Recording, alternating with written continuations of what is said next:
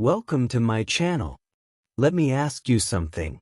Have you ever looked at someone and wondered, how do they do it?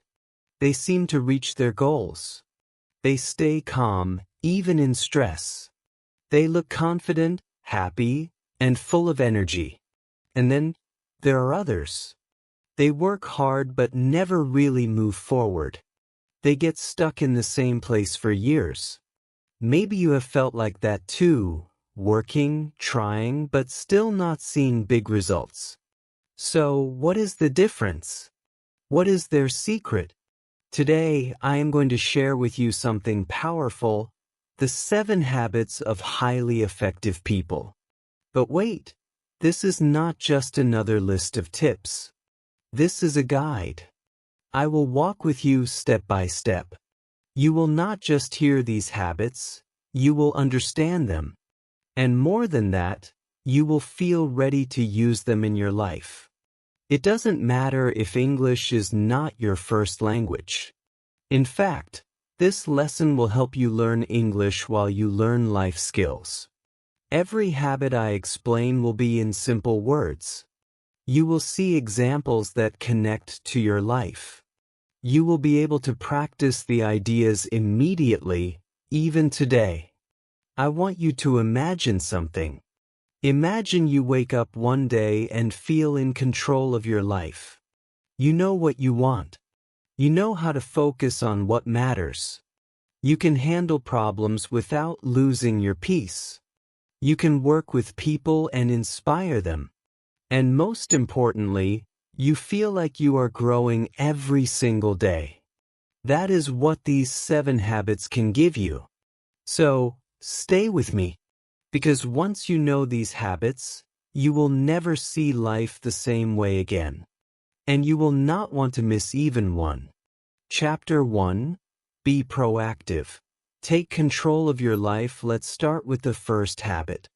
The habit that opens the door for all the others. It is called be proactive.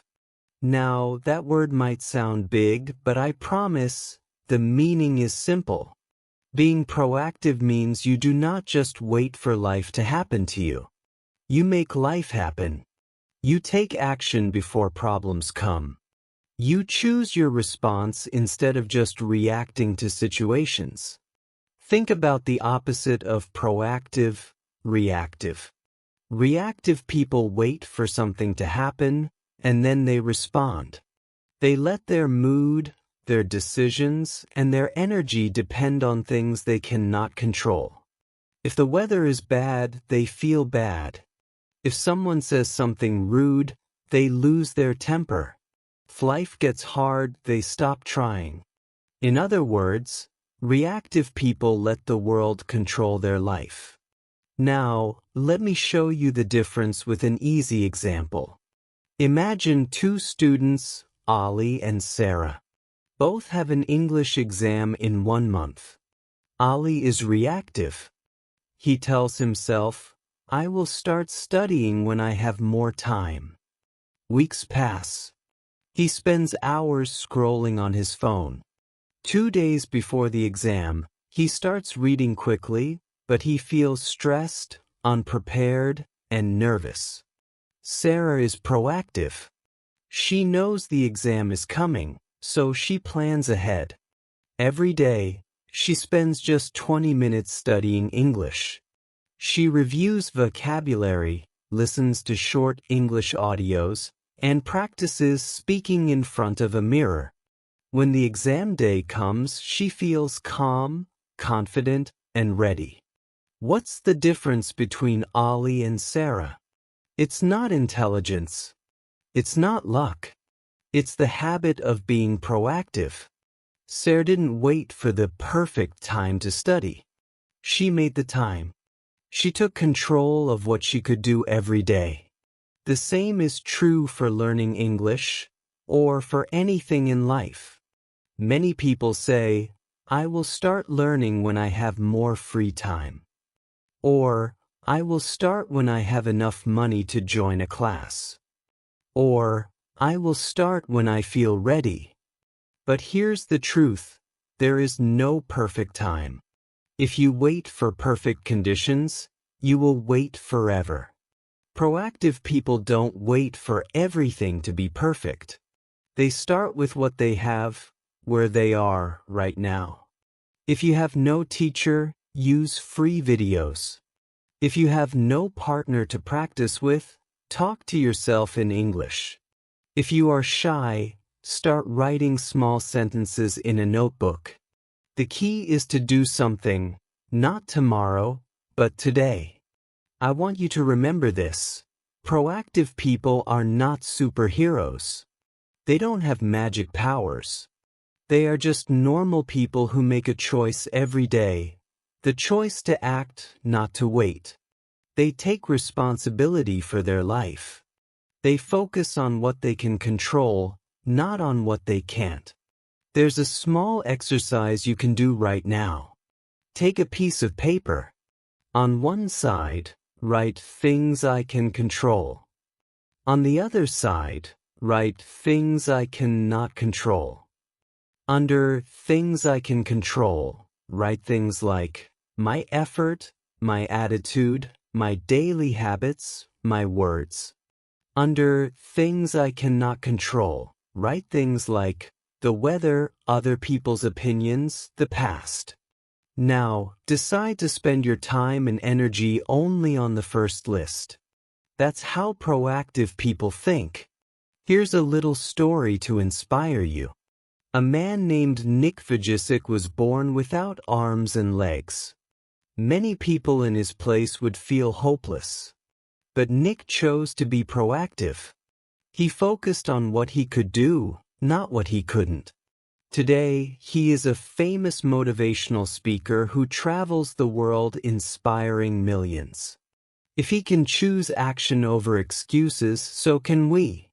In your English learning journey, being proactive might mean speaking even if you make mistakes.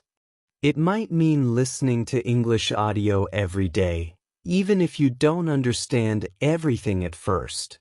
It might mean writing your thoughts in English before bed, even if they are short and simple. Every small step you take today builds your confidence for tomorrow. Remember, life will always give you two choices. You can wait and hope, or you can act and create. Being proactive does not mean you will never face problems. It means you will face them with courage and solutions. And here's the best part. Once you start living proactively, you will feel a new kind of energy. You will stop blaming others. You will stop waiting for luck. You will start believing that you are the driver of your own life, not just a passenger. So start now. Think of one small action you can take today for your goals. Not next week, not next year, but today. That is how change begins. Proactive thinking is the foundation of all other habits. But having a strong foundation is not enough. You must also know exactly where you are going. Because if you don't know your destination, even the fastest action can take you in the wrong direction. That's what we will talk about in the next chapter. Chapter 2. Begin with the end in mind. Know your direction. Now that you understand the power of being proactive, we move to the second habit. Begin with the end in mind. This habit is all about knowing your direction before you start walking. In simple words, it means you should see the destination in your mind before you begin the journey. Everything in life is created twice. First, it is created in the mind. Second, it is created in reality. Think about any building you have seen, maybe a school, a hospital, or even your own home. That building did not appear from nowhere. Before the first brick was placed, there was a drawing, a plan, a clear idea of how it would look. The builder didn't just start putting bricks together in random ways, hoping it would turn into something nice. Imagine if a builder worked without a plan. One day he puts bricks here, the next day he changes the wall, The next day he builds a roof in the wrong place. The result would be a mess. The same thing happens in life. If you live without a clear goal, you end up busy but not moving toward anything meaningful. This is why you need to create your life twice. First in your imagination, then in your actions. The same is true for English learning. If you don't know your end goal, you will keep doing random activities without much progress. One day you watch a movie, another day you try a grammar book, another day you read something, but if it's not connected to a clear vision, it will not take you far. So ask yourself, why do I want to learn English? Is it for a better job? To travel? To study abroad? To make friends around the world? Or maybe to understand movies and songs without subtitles? Once you know your reason, you can shape your learning around it. Let's take an example. Imagine two learners, Omar and Lena. Omar says, I just want to learn some English. Lena says, I want to speak confidently in English within 2 years so I can work in an international company. Omar learns a little here and there, but after 2 years, he still feels stuck.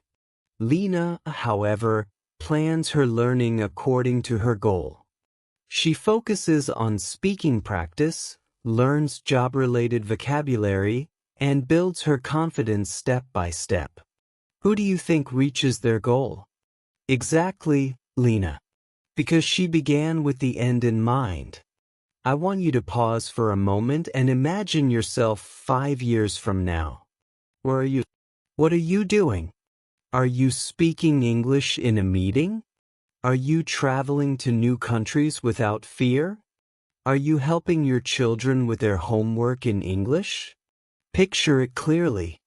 Imagine the clothes you are wearing, the place you are standing, the people around you. Feel that moment. That vision is your end, your destination. Once you have that picture in your mind, you can start creating a path toward it. If your goal is to study abroad, your daily actions will include practicing academic English and preparing for exams like IELTS or TOEFL. If your goal is to get a better job, you might focus on business English and professional communication. The beauty of this habit is that it gives your life direction. Without direction, you can be busy every day but still go in circles. With direction, every step you take brings you closer to where you want to be. But here's something important. Your vision should be about more than just achievements. It should also be about the kind of person you want to become. Do you want to be confident, kind, disciplined, and helpful? Write that down. Because if you become the person you admire, success will naturally follow. Here's a small exercise for you. Take a notebook. On one page, write, My end goal. Describe in detail what you want your life to look like in 5 years. On the next page, write, My first steps. List the small actions you can take this week to move in that direction. This will give you a clear map for your journey. Remember, starting with the end in mind doesn't mean everything will go perfectly.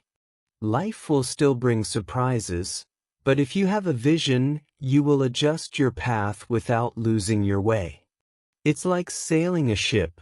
Storms may push you off course, but if you know where your harbor is, you can always correct your direction. So far, you have learned 2 powerful habits. First, be proactive. Take control of your life. Second, begin with the end in mind. Know where you are going. But there's one more thing. Even if you know your destination, you need to know how to manage your daily actions to actually get there. Because a goal without daily focus is just a dream. And that's exactly what we will talk about in the next chapter.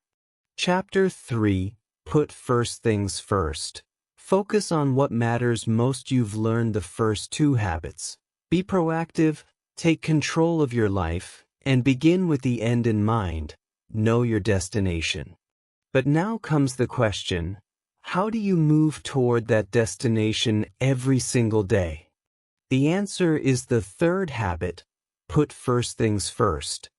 This habit is all about priorities. It means focusing on what is truly important, not just what feels urgent at the moment.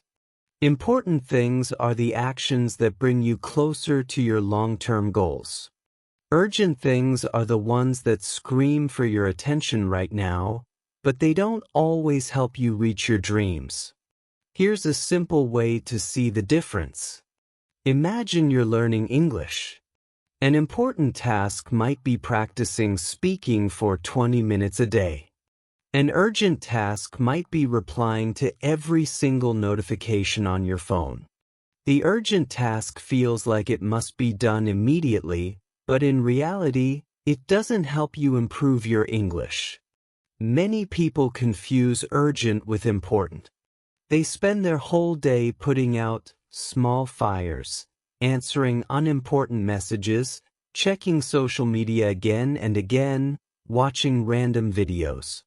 At the end of the day, they feel busy but not satisfied. They have done a lot, but not the things that truly matter. Let me give you a relatable example. Imagine two friends, Aisha and Bilal. Both want to improve their English. Aisha decides that her most important task is to read an English article every morning and learn 5 new words. She does this before checking her phone or starting other work. Bilal says, "I'll study when I have time." Every day, Bilal wakes up, checks social media, answers group chats, and spends hours scrolling through videos. At night, he says, "I'll study tomorrow." Who do you think makes progress after a few months? Of course, Aisha. Not because she has more time, but because she gives her most important task the first place in her day. Now, I want to make this interactive. Think for a moment. What are 3 important tasks in your life right now that you often delay? It could be reading for your studies, exercising for your health, practicing English speaking, or spending time with family. Write them down. Seeing them on paper makes you more aware of how often you ignore them. The truth is, our life is shaped by the small, important actions we repeat every day. You don't have to make huge changes overnight. But if you take one small, important step daily over time, the results will be huge. Imagine reading for 15 minutes every day. In a year, that's over 90 hours of reading.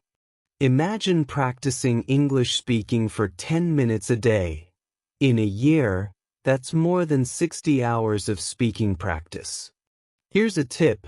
Try doing your most important task first thing in the morning.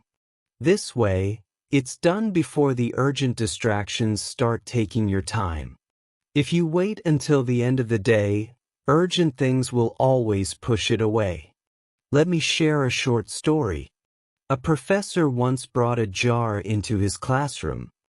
He filled it with big rocks and asked, "Is the jar full?" The student said, "Yes." Then he poured small pebbles into the jar. They filled the spaces between the rocks. Again he asked, "Is it full?" The students laughed and said, "Yes." Then he poured sand into the jar, filling every tiny gap. Finally, he said, "If you don't put the big rocks in first, they will never fit later." Your big rocks are your most important tasks, the things that matter most in your life. If you don't do them first, urgent but unimportant things will take up all your time, just like the sand. So, starting today, ask yourself every morning, what are my big rocks today? Do them first. Protect them from distractions. Over time, you'll notice that your life feels more organized, less stressful, and much more productive. Remember, putting first things first is not about doing more, it's about doing what matters most. Even if you only do 1 or 2 important things in a day, you'll still be moving toward your goals. And here's something powerful. When you focus on what matters, you start having more control over your time. You say no to things that waste it. You spend more of it on things that build your future. Now that you know how to focus on what's truly important, there's one more thing to remember. You are not living alone on an island. Life is full of relationships. The way you treat others, the way you work with people, the way you create opportunities for both sides, this can decide how far you go. And that's exactly what we will talk about in the next chapter. Chapter 4, Think Win-Win. Build mutual success. Now that you know how to focus on what's important in your life, it's time to learn a habit that can change the way you see people and opportunities. This is the 4th habit, Think Win-Win. In simple words, win-win means both sides benefit. It's not about me winning and you losing. It's not about you winning and me losing. It's about finding a way where we both win.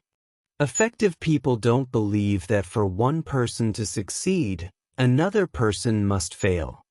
They believe that success grows when it is shared. Let's make it simple with a real-life example. Imagine you and a classmate are both learning English. You're good at grammar, but your classmate is good at pronunciation. If you only think about yourself, you might keep your grammar tips secret and focus only on improving your own skills. But if you think win-win, you share your grammar knowledge with your classmate, and in return, they help you with pronunciation. The result? You both improve faster than if you were working alone. This is the beauty of win-win thinking. Everyone grows. But sadly, many people live with a win-lose mindset. They believe life is like a cake with only a few slices. If someone else gets a slice, they think there's less for them. They compete for crumbs instead of creating bigger pies. Here's an emotional truth. Life is not a fixed-size cake. You can always bake a bigger one. Opportunities are not limited. When you help others succeed, you open more doors for yourself too. This is true in friendships, in business, and yes, in learning English. For example, if you help a friend practice English, you're not wasting your time. You're improving your own speaking skills, building stronger relationships, and creating a partner who may help you in the future. Every time you explain something in English to someone else, you also understand it better yourself. Here's a quick language tip. In English conversations, don't just focus on speaking. Focus on listening and helping the other person express themselves. If they are searching for a word, help them. If they make a mistake, gently correct them in a friendly way. You will be surprised how much your own skills improve when you focus on making the other person's English better too. Win-win thinking also makes life less stressful. When you see others as partners instead of threats, you stop feeling jealous or afraid of their success. You start celebrating it. And when you celebrate others, they are more likely to support you back. Let me share a story. A man named Andrew Carnegie was one of the richest men in America's history. He built his success by thinking win-win. He didn't try to do everything alone. Instead, he worked with people who had different skills, made sure they benefited from working with him, and in return, they helped him build his empire. He often said, "No man will make a great leader who wants to do it all himself or get all the credit for doing it." That's pure win-win thinking. You can apply this in your daily life starting today. If you're in a study group, share your resources. If you're working on a project, give credit to others. If you meet someone learning English, exchange skills. Maybe you can practice speaking while they help you with writing. Now, some people might say, but what if others don't think win-win? Won't they just take advantage of me? That's a fair question. Win-win does not mean you let others use you or that you give away everything for free. It means you look for solutions where both sides feel good about the result. If someone is only taking without giving, that's not win-win. That's win-lose, and you have the right to protect yourself. Start small. Look for one situation today where you can create a win-win outcome. It could be as simple as sharing your notes with a classmate in exchange for their help with pronunciation, or offering to help a colleague with a task while they teach you something new. Over time, you'll notice that win-win thinking builds trust, friendship, and long-term success. This habit is more than a strategy. It's a way of seeing the world, a belief that there is enough success, enough opportunity, and enough happiness for everyone if we work together. But here's the thing. To truly create win-win relationships, you must first understand the other person's needs, dreams, and challenges. You can't make both sides win if you don't know what the other side wants. And that brings us to the next habit, one of the most powerful skills you can ever learn. Chapter 5. Seek first to understand, then to be understood if you want to be a great communicator. In life and in English, here's one golden rule. Listen before you speak. It sounds simple, but in reality, most people do the opposite. They wait impatiently for their turn to talk. They half listen while thinking about what they will say next. They interrupt. They give advice too quickly. And as a result, they miss the heart of what the other person is trying to say. The habit of seeking first to understand, then to be understood means that you slow down. You pay full attention. You give the other person the gift of being heard. Only after you truly understand them do you share your own thoughts. Why listening matters more than you think. Imagine your friend is upset. They had a bad day. You can tell something is wrong. They start talking about their problem. But instead of really listening, you jump in and say, "Oh, you should do this," or "Don't worry, it's not that bad." You think you're helping. But often, this makes the person feel ignored or misunderstood.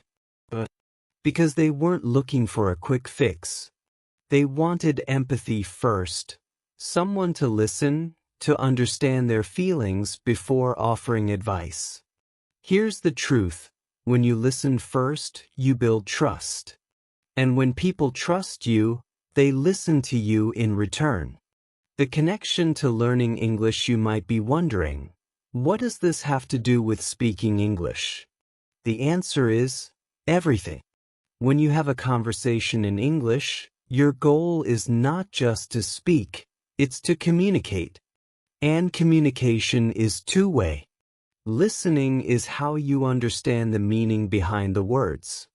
It's how you catch new vocabulary, notice pronunciation, and understand cultural context. For example, if someone asks you, "How's it going?" but you're only half listening, you might think they're asking for details about your day and start a long explanation.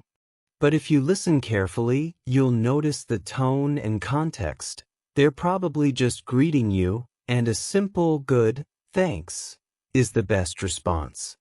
Listening carefully makes your answers faster, smarter, and more natural. You learn faster because your brain connects meaning to real-life usage. A simple listening exercise for English learners. Here's something you can try today. Next time you watch an English video or listen to a podcast, pause after every short part and repeat in your own words what you heard. You don't have to translate, just paraphrase in simple English. Example, if you hear, "I've been feeling a bit under the weather lately," you might say, "Oh, they mean they've been sick recently." This exercise forces you to understand first before trying to produce your own sentences. Over time, this will make your speaking sharper and your listening more confident. How understanding builds relationships. Think about the people you trust most in your life. They probably have one thing in common. They make you feel heard. They don't rush you. They don't interrupt. They make you feel safe to express your thoughts. When you practice this habit in English conversations, something magical happens. People start enjoying talking to you, not because your grammar is perfect, but because you make them feel valued. And when people enjoy talking to you, they naturally talk more, which means more listening practice for you and more chances to respond. This is how listening becomes your secret weapon for fluency. A story to remember. Let's say you're in an English study group. One student is shy. They hesitate before speaking. You notice this, and instead of jumping in to answer the teacher's question, you wait. You let them speak first. You listen carefully, nodding and showing you're interested. Later, when it's your turn, you give your answer, but you also refer to something they said. "I agree with what Sarah mentioned about, and I think." This small act does two things. It shows you were listening. It makes the other person feel respected and included. And here's the emotional magic. That person is now more likely to support you, help you with your English, and become a true learning partner. People remember good listeners. It's a fact. People may forget your exact words, but they will remember how you made them feel. If you make someone feel understood, they will never forget you. Being understood is powerful. But being the person who understands others first? That's unforgettable. And here's the bonus. When you take the time to truly understand someone else's thoughts, your own thoughts become clearer. Your responses are stronger because they are based on reality, not assumption. Your challenge before you speak in your next conversation, in English or your native language, pause for a moment and ask yourself, do I fully understand what the other person is saying? Am I listening with the goal to respond or the goal to understand? If it's the first one, slow down. Listen again. Ask a clarifying question if you need to. Example questions in English. Do you mean? Can you explain that part again? So what you're saying is? These simple phrases not only help you understand better, but also show the other person you care about getting it right. The emotional payoff when you start living this habit, you'll notice something beautiful. People open up to you more.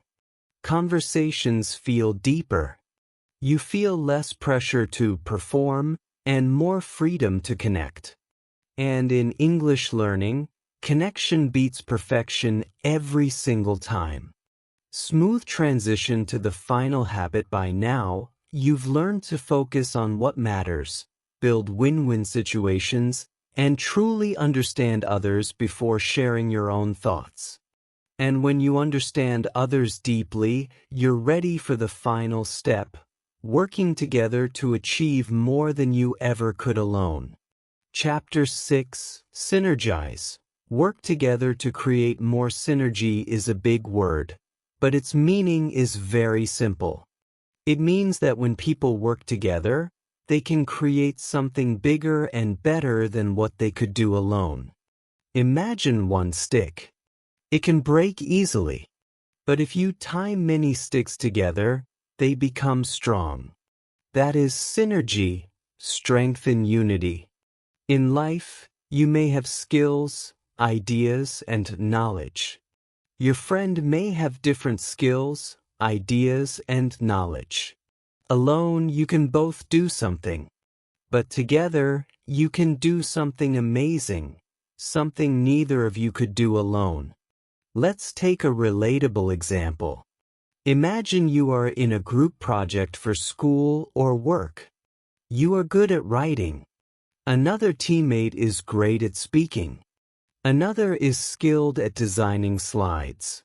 If each person only works alone, the results might be okay but not impressive. But if you combine your skills, the writing becomes clear, the slides look beautiful, and the presentation sounds confident. That's the power of synergy. Synergy is not just about sharing the workload. It's about combining strengths in a way that multiplies results. 1 plus 1 is not just 2. In synergy, 1 plus 1 can be 3, 5, or even 10. In English learning, synergy can be a game changer. Think about studying English with a group of friends. Alone, you may practice speaking for 10 minutes. But in a group, you practice listening to different accents, answering different questions, and thinking in new ways. You might learn a word from one friend, a pronunciation tip from another, and a joke in English from someone else. All of that comes together to make your learning faster and more fun. Working with others also multiplies creativity.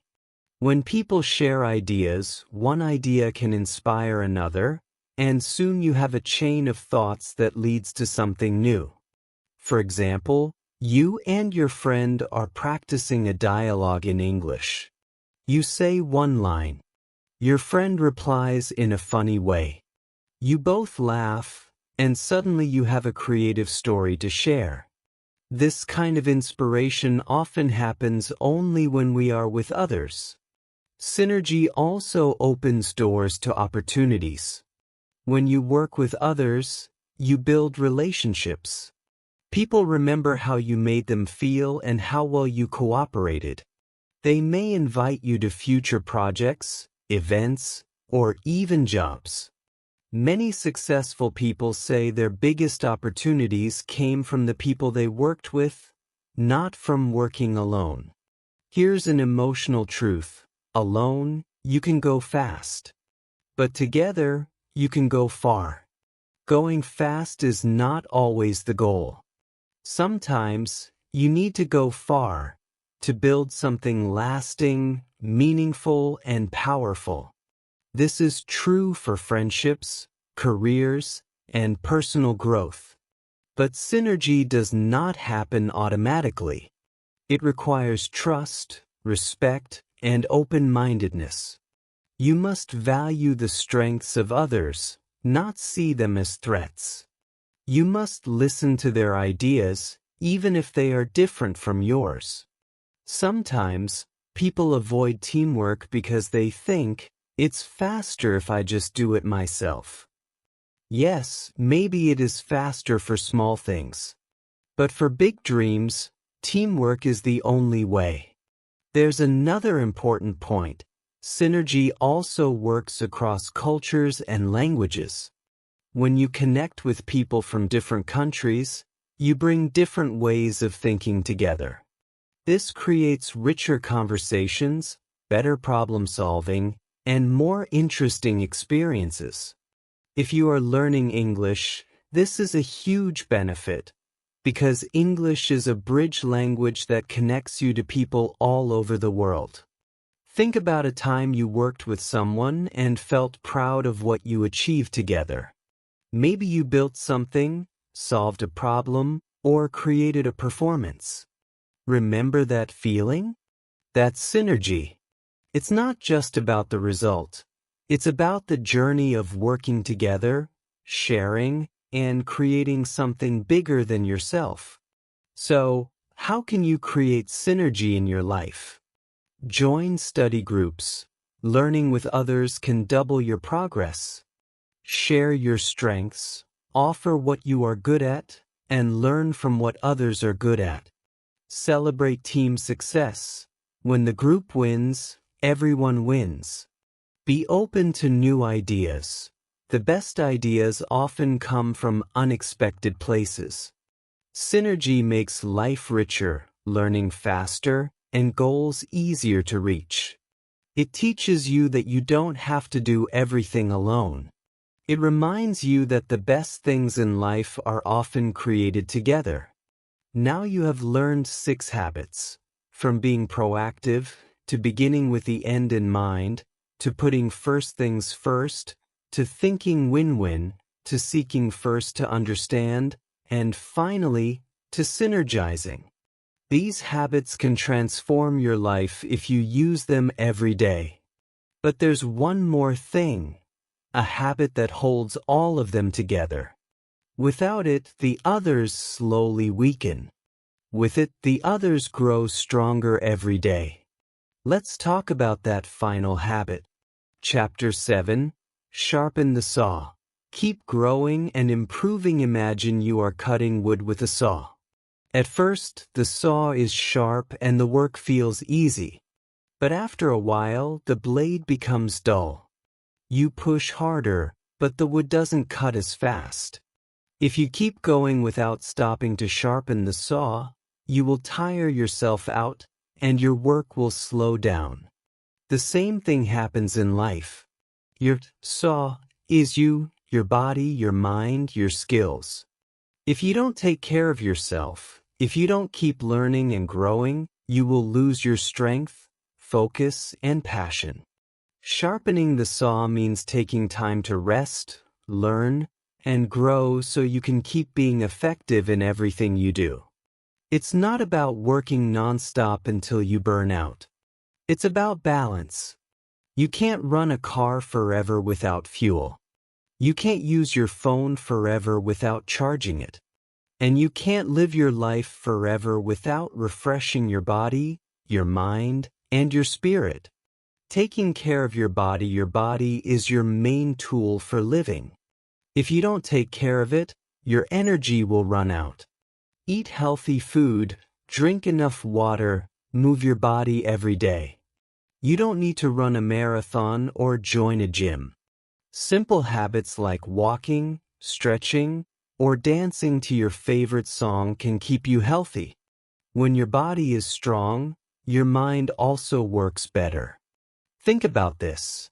If you are tired, hungry, or sick, can you really focus on speaking English or learning something new? Probably not. But if you feel energetic, your brain becomes more active, your mood improves, and learning feels easier. Growing your mind, sharpening the saw, also means feeding your mind with new ideas. In English learning, this means reading, listening, and speaking regularly, even when you already feel good enough. Some people stop practicing once they reach a certain level. That's when their saw becomes dull. You can sharpen your English skills by reading books or articles every day, listening to podcasts, songs, or conversations, speaking with friends, teachers, or even to yourself in the mirror, writing your thoughts, plans, or stories in English. The more you practice, the sharper your English becomes. Just like a saw gets sharper with regular maintenance, your skills get stronger with regular use. Renewing your spirit life is not just about work and study. You also need joy, peace, and connection. Spend time with people you love. Do hobbies that make you happy. Enjoy nature. Take moments to breathe and be grateful. When your heart feels full, you have more patience, kindness, and creativity to give to others. In English learning, this could mean joining a fun language club, watching movies you enjoy, or playing games in English. When learning feels fun, your motivation stays alive. Why sharpening the saw matters in English learning. When you take care of yourself and keep improving, you can learn English faster and enjoy the process more. Imagine two learners. Learner A studies English hard for 3 months, never rests, and then stops because they feel exhausted. Learner B studies a little every day, rests when needed, and keeps learning for years. Learner B will become fluent because they can keep going without burning out. Learning English is not a sprint, it's a marathon. You need to keep your energy, focus, and curiosity alive for the long journey. Life is a long journey in life. There will always be new challenges, new problems to solve, new skills to learn. If you don't sharpen your tools, your mind, your body, your abilities, you will get stuck.